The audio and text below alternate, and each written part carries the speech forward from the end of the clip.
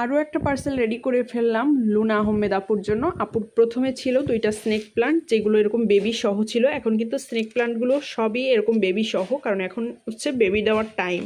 আর এখান থেকে একটা বেবি কেটেও গেছে। দেন ছিল আপুর হচ্ছে 3 কালার জেব্রিনা। এই যে একটা কালার, এই যে আর একটা কালার, আর এই আর একটা কালার। 3টা কিন্তু ডিফারেন্ট কালার, সেম না।